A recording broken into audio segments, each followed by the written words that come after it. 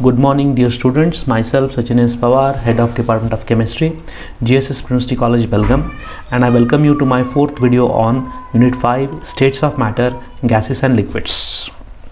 In the present class, we'll be discussing on gaseous state.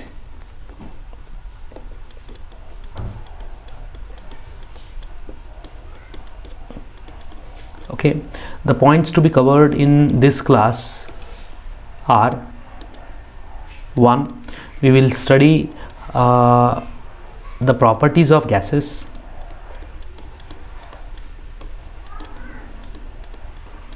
And experiments leading to laws.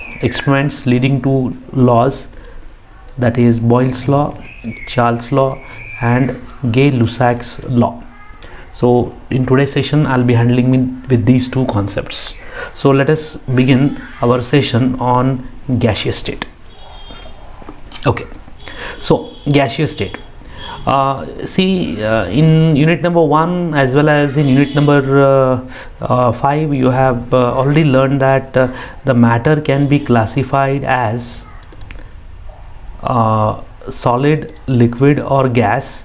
It can also be classified as element, compound, mixture, and so on.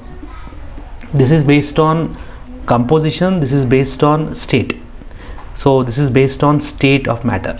So if you just say element, let me take two examples, say hydrogen and oxygen. Elemental state of hydrogen is H2 and that is of oxygen is O2. So these are elements. So if elements combine, they form compounds. Say I'll take element carbon. So elements combine to form compounds.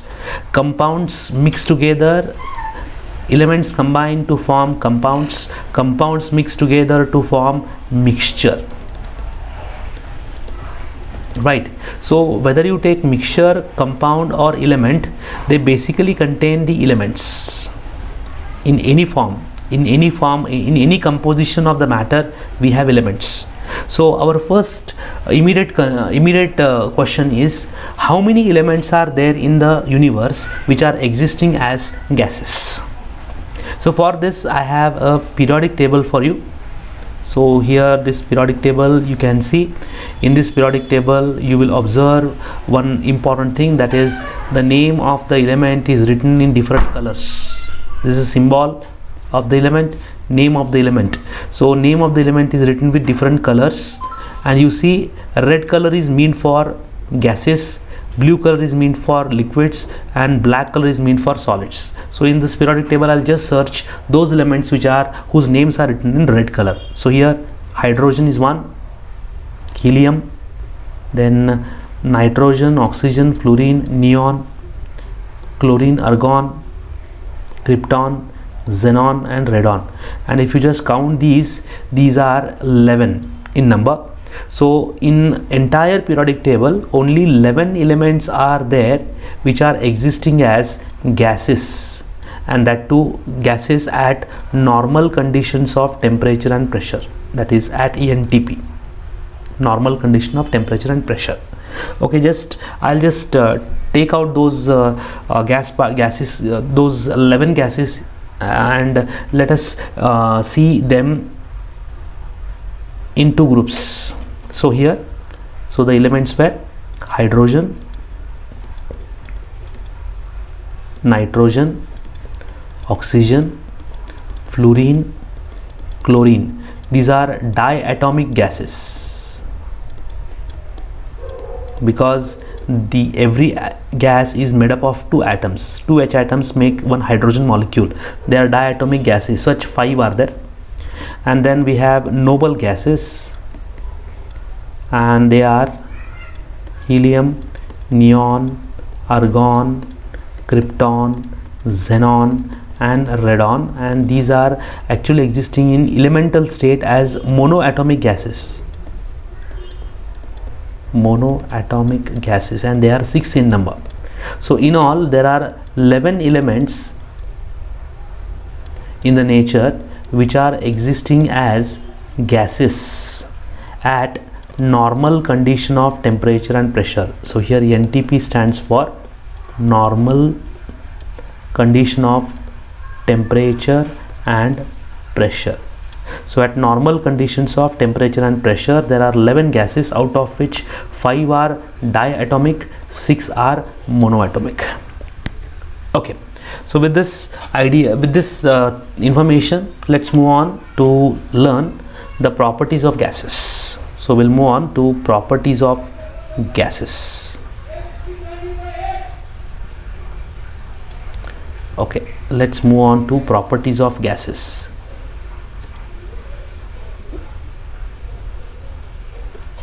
Okay, so properties of gases.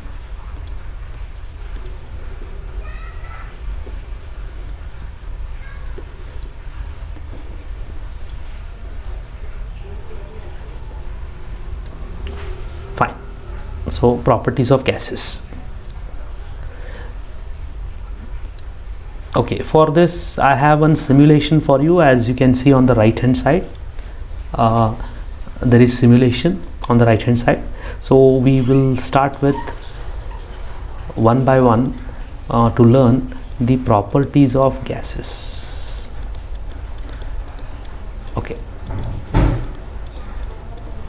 Okay, now for this I have a simulation for you on the left hand side.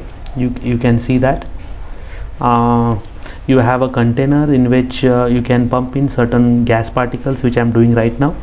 You can see the pressure, you can see temperature, the volume is available, you can see the gas particles moving everywhere into the container. You can keep hold on some things, and that I will tell you as I require. Okay, so properties of gases. The property number one.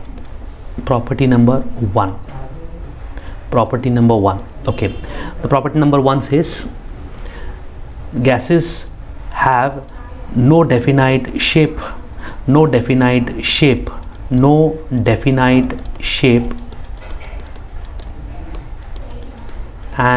no definite volume.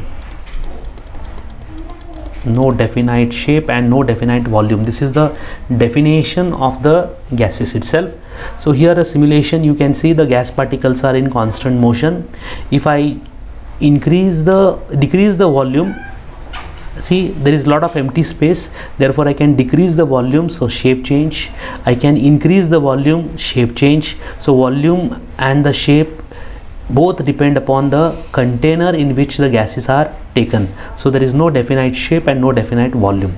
And if you see, there is a lot of empty space between these blue particles of the gases. As a result, you can compress these particles together to a very large extent. So you can compress this. See, when you compress the particles of the gas coming together, coming closer and closer and closer, so you can compress these gases to a very high level, because the particles, in between particles, we have got a lot of empty space. So the property number two, they are highly compressible.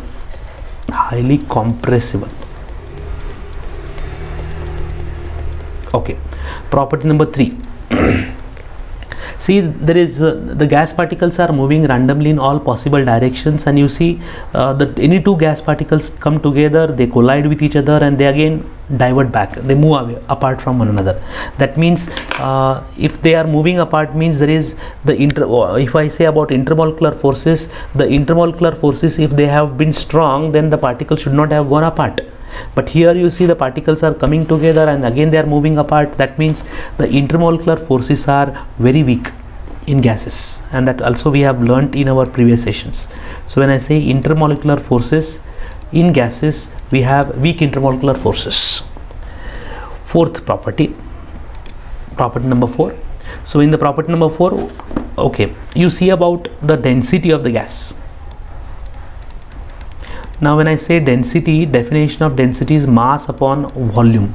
So you see, if I take a container in which the gas particles are taken, there is a lot of empty space between the particle. So at that empty space, there are no particles of the gas. That means there is the mass of mass of that gas at those empty spaces is 0.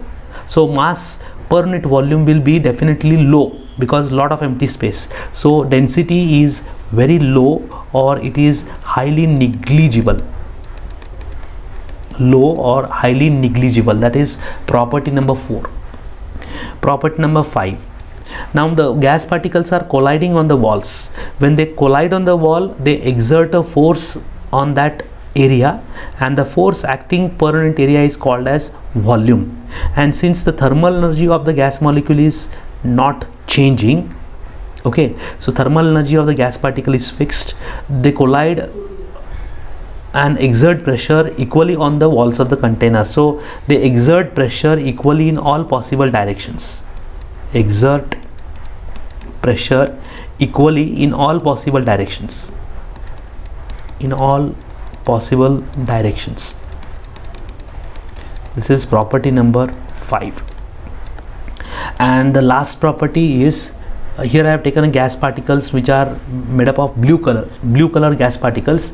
Okay, I'll just pump in the red color particles as well, and after some time you see that red color particles and the blue color particles will mix together, and you see the red color and the blue color particles are everywhere in this container.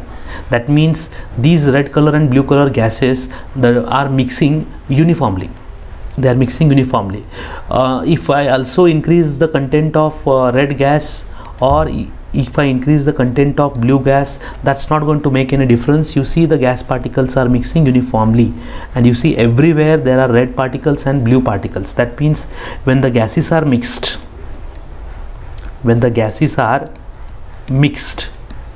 they mix uniformly, and the proportion, how much amount of gas we have taken, is not important. So they mix uniformly in all proportions.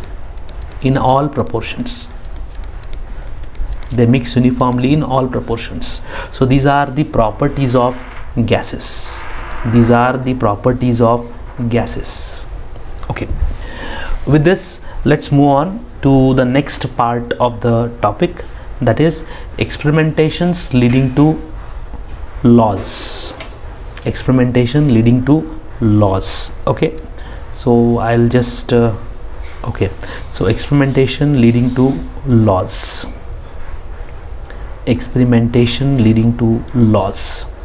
Right, so here for this, what I am doing is right now I'll just clean the screen. I'll keep this simulation running. Okay, so experimentation. Okay, now this is very important for a science student to know that how the laws were discovered or how the theories were formulated. For this, I am just giving you a slide here. Here, scientists perform certain experiments. Scientists perform certain experiments. These experiments give them certain observations. Okay, they give them certain observations.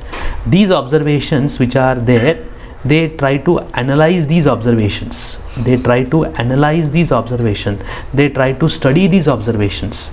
The observations are studied with respect to some mathematical calculations. We can use some mathematics, or some graphs can be plotted. That is, graphical interpretation can be done, and these interpretation or the analysis, whether it is mathematical analysis or a graphical analysis, lead to some conclusion. It leads to certain conclusion, and that conclusion, if it is helpful for the science fraternity, then it is accepted as a law. If it is a one statement conclusion, and if the statements, if there are many statements are there in the conclusion, then it becomes a theory. And this is how experiment leads to discovery of law and theory. That's what is done by various scientists. So let us learn the experiments related to gas laws.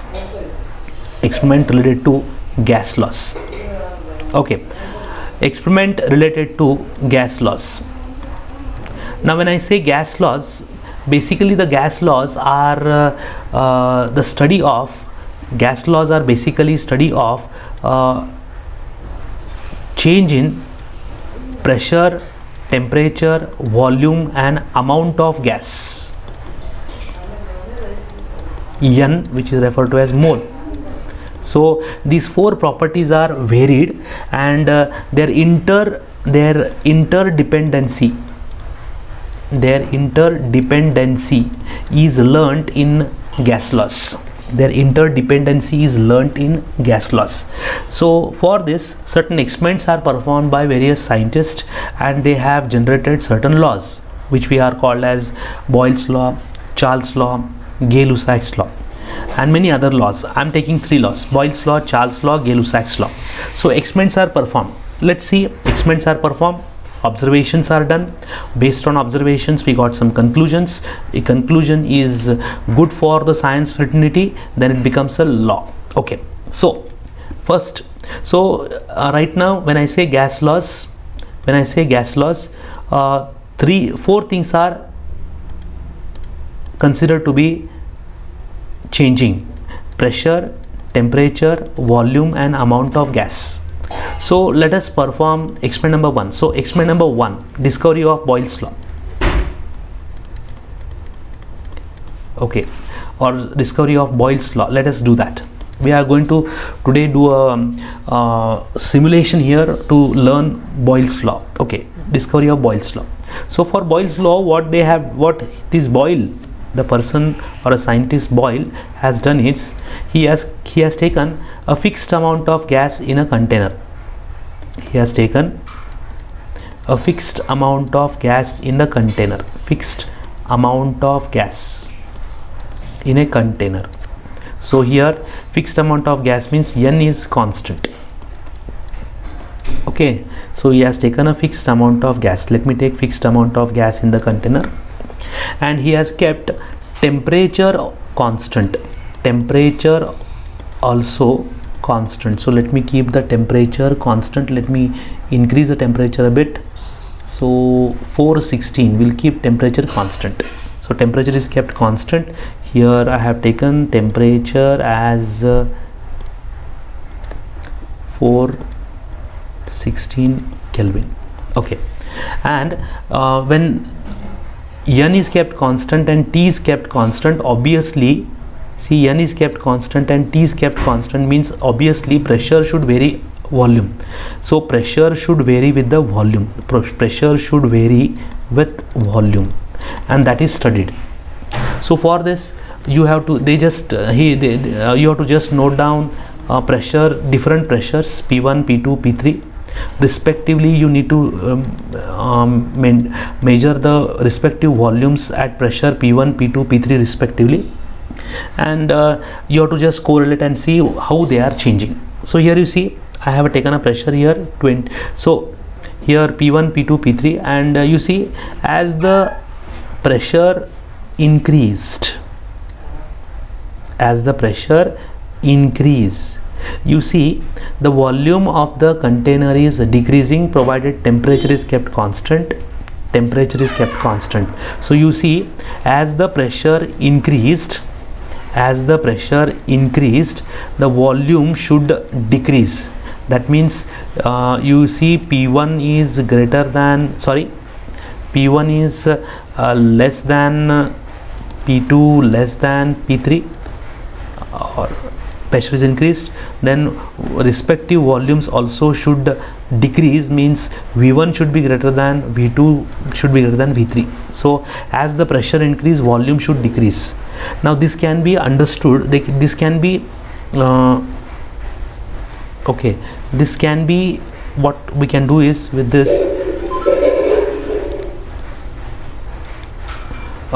this can be studied through what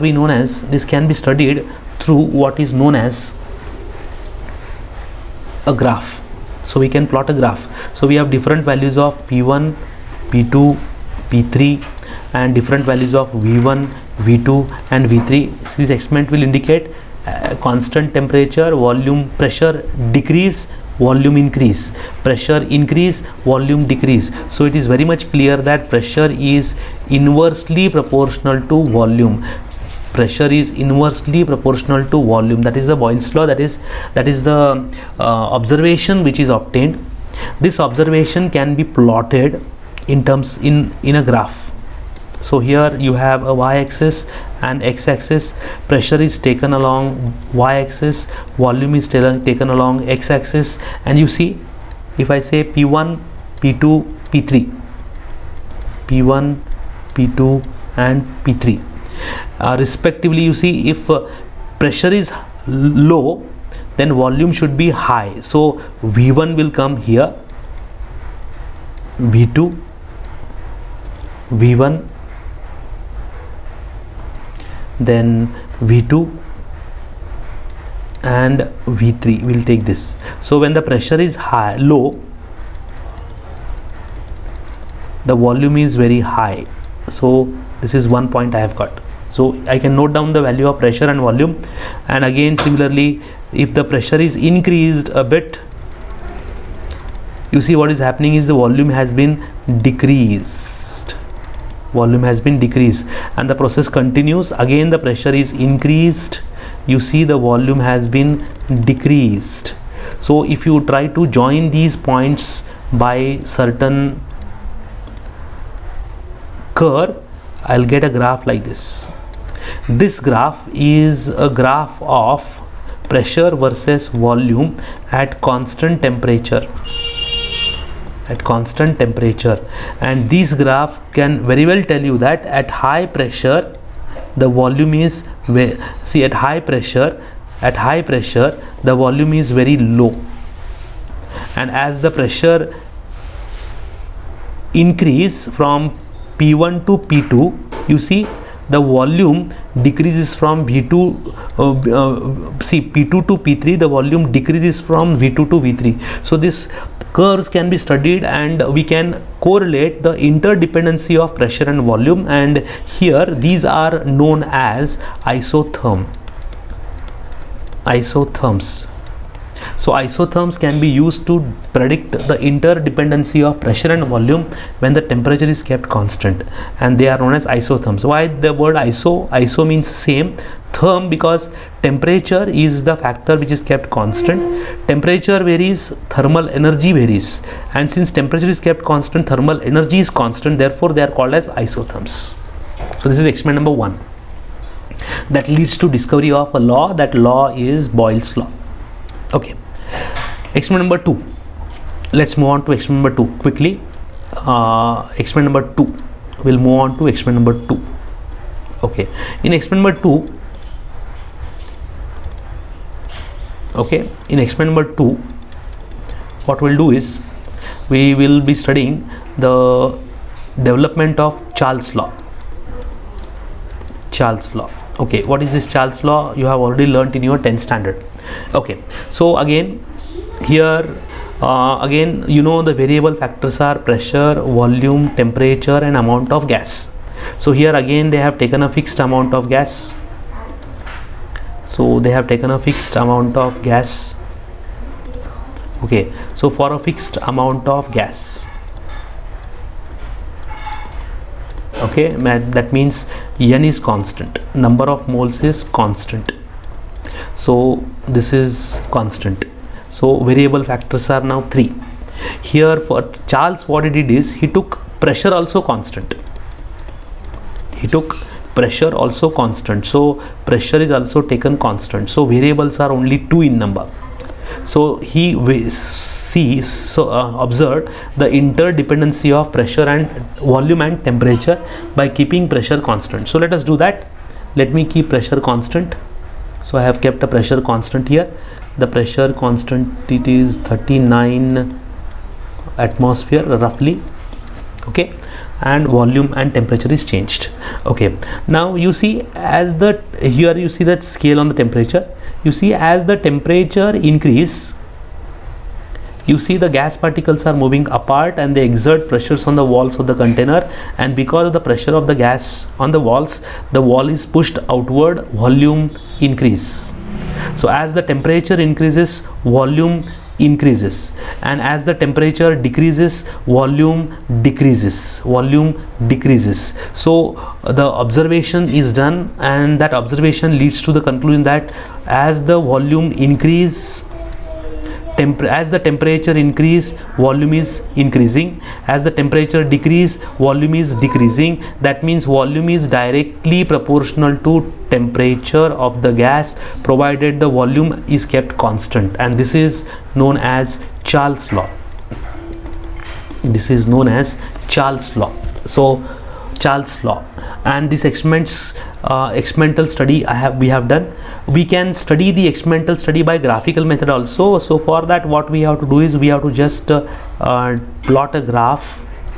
So we need to take a graph. We need y-axis and x-axis. So along y-axis volume is taken, along x-axis temperature is taken. Okay, so you know volume is directly proportional to temperature. Okay, so suppose I choose volume, say V1, V2, V3. So you see volume is increasing. Similarly, I'll take T1, T2 and T3. Here also you see T1, T2, T3. The volume temperature is increasing. See, so when the volume is okay, so see, when the temperature is high, volume is high, and when the temperature is low, volume is low. That means volume and temperature are inversely proportional. So if you measure the volumes V1, V2, V3 at respect to temperatures T1, T2, T3, we will get different spots. So see, one spot you are going to get by combining. You can just extend the line here and extend this line. You will get a point here for volume V1 at temperature T1. Again for temperature T2, if I extend the lines and if I extend these lines perpendicular to the respective axis, I'll get one more point, and one more point, and similarly I'll get one more point here for T3. Okay, and if I try to join these by certain, okay, so if I join this, you see the graph appears to be like this. And this graph is of volume versus temperature at constant pressure. And these graphs are known as isobars. Why the word iso? Again, iso means constant. What is constant? Bar is constant. Bar is, don't take the word to word meaning here. Bar means the unit of pressure. Isobar, pressure is kept constant, so isobars. Okay, one very important aspect here, I will again concentrate on that aspect in the next video of mine. You see, as the temperature decreases, volume is decreasing, and when the temperature reaches certain value at which the volume becomes zero, that temperature is not zero temperature, it is minus 273.15 degrees Celsius. To be taken in Kelvin scale, it becomes a 0 Kelvin. This temperature is known as absolute temperature. This is the temperature at which the gases have zero volume. That is called as absolute temperature. Okay, so this is regarding this, I will come back to you on this when I go for the application of Charles law. Okay, so this graph also gives us idea about absolute temperature. Okay, when the gases have zero volume.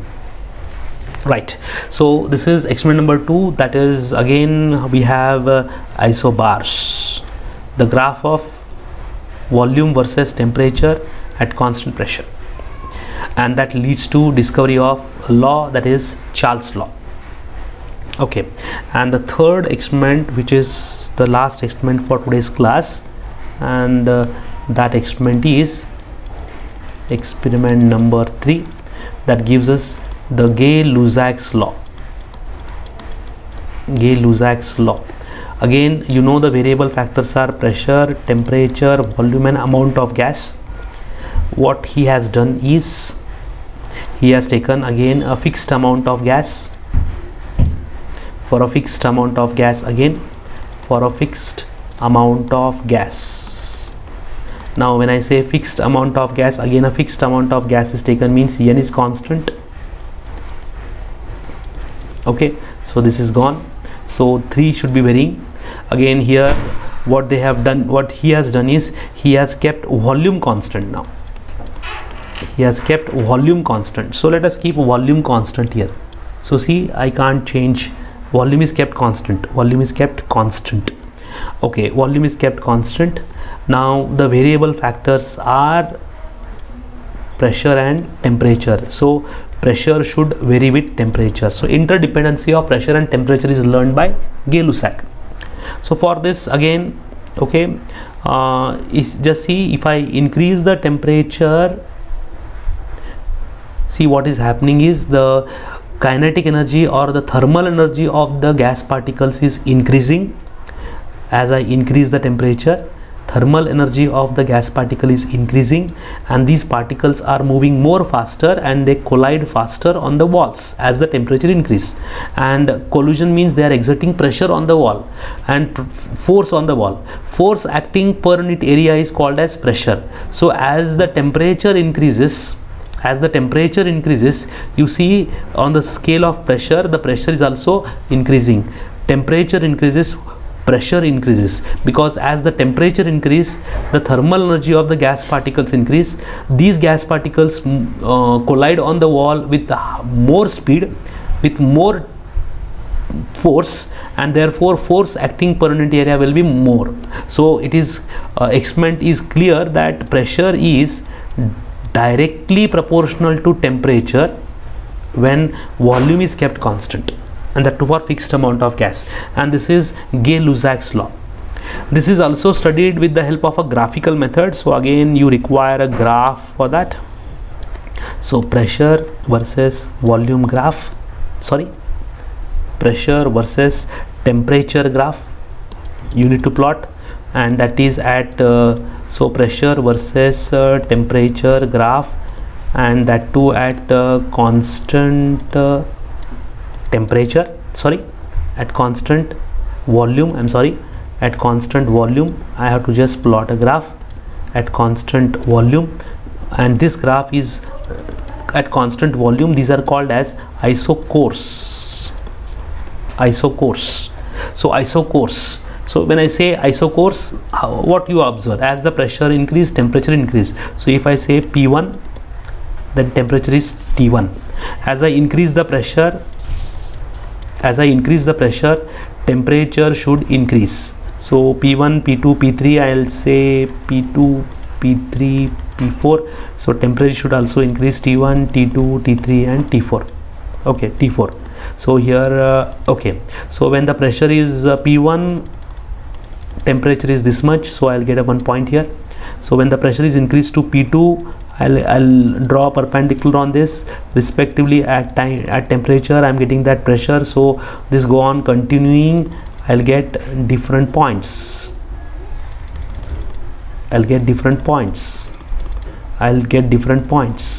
Okay, I have measured different P1.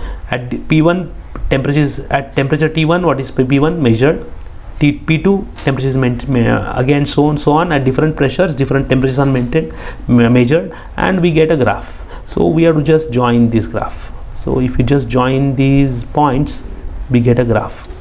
And if you see this graph appears to be a straight line graph passing through the origin, and this is called as isocore.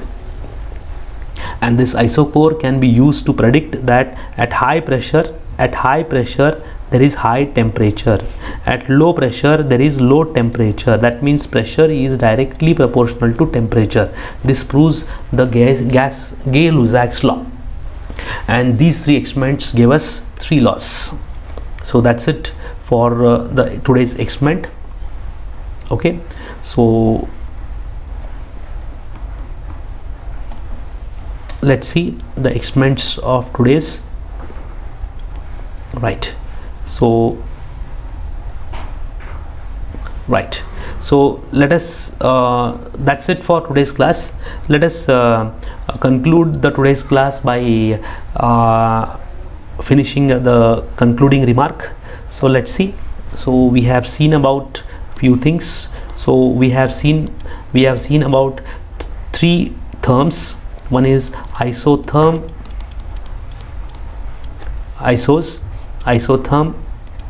isobar and isocore. Okay, isotherms are at constant temperature, we have to plot the graph of pressure versus volume, right? And the graph appears to be like this.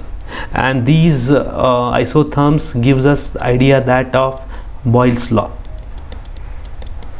that they give the statement of Boyle's law.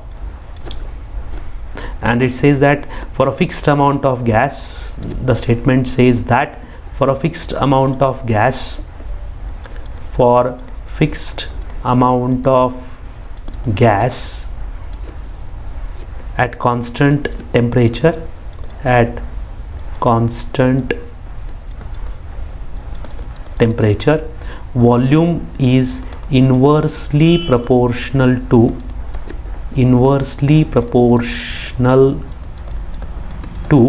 volume. Sorry, volume is inversely proportional to pressure is inversely proportional to volume. So pressure is inversely proportional to volume, that is at constant temperature. This is called as isotherm. Isobars are the plots obtained by at constant pressure, the graph of volume versus temperature, and the graph appears to be something like this. The graph appears to be something like this, and this clearly indicates this is minus 273.15 degrees Celsius. This indicates, again gives us what is known as Charles law. This gives us Charles law, and you see at high temperature there is high pressure, high volume, and at low temperature there is low volume. So volume is directly proportional to temperature. This is Charles law. So the statement is, for a fixed amount of gas at constant pressure, volume of the gas is directly proportional to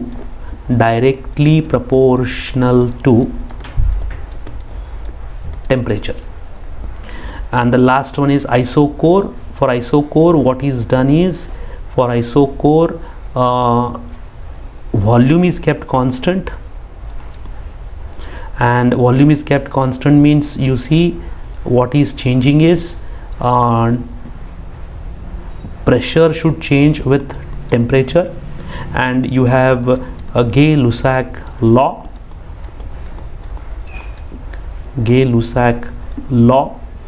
And the law, the graph, the isochore is appearing like this, somewhat like this, and you'll see as the pressure increase, temperature increase. As the temperature increase, pressure increase. That means pressure is directly proportional to temperature. This is the graph which I am getting. This graph gives this idea. Therefore I get a statement, for a fixed amount of gas,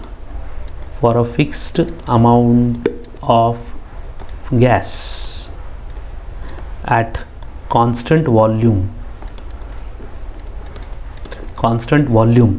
pressure of the gas is directly proportional to temperature. So these are Boyle's law, Charles law, Gay-Lussac's law, and these are isotherms, isobars, isochores. For all these, you see the variable factors where pressure, temperature, volume, and amount of gas. Amount of gas was fixed in all these three. Therm, temperature constant, bar, pressure constant, core, volume constant, and these are the curves. Okay, these are the curves. Okay, isotherms can be drawn in another way. You see, I'll draw here in another way. They can be drawn in another way also. So here, if I just say, if I plot a graph of instead of okay, the y-axis, x-axis, here I am taking pressure along y-axis, and instead of v, if I take 1 upon v along y-axis, along x-axis, You see, pressure is inversely proportional to volume. That means as the pressure increase, 1 by V should increase. This is also a isotherm curve. This is also an isotherm curve. Okay, so these are the curves related to Boyle's law, curve related to Charles' law, curve related to Gay-Lussac's law. That's it for today's class. In next class we shall see the application parts of these laws and the other laws. Thank you.